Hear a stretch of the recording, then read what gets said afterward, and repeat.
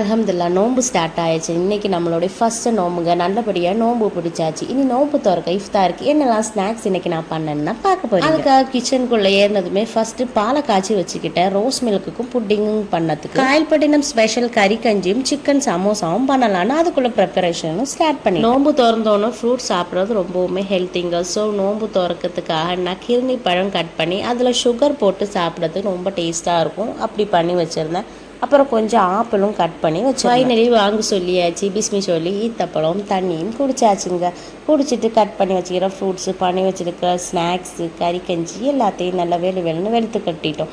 அப்புறம் அம்மா ஆஃபீஸ்லேருந்து வரும்போது கூட கொஞ்சம் ஸ்நாக்ஸும் வாங்கிட்டு வந்தாங்க. அதையும் சாப்பிட்டுட்டு நம்ம மட்டும் சாப்பிட்டா போதாது, எப்போவுமே அக்கம் பக்கம் கொடுத்து சாப்பிட்றது ரொம்பவுமே நல்லது. அது நோம்பு டைம் நம்ம கண்டிப்பாக பக்கத்தில் எல்லாருக்கும் ஷேர் பண்ணி தான் சாப்பிட்றோம். ஸோ அவங்களுக்கு 2-3 பார்சல் கட்டி கொடுத்தாச்சு. ஃபைனலி பண்ணி வச்ச புட்டிங்கையும் சாப்பிட்டாச்சு. வீடியோ பிடிச்சா லைக் பண்ணுங்கள். பாய்.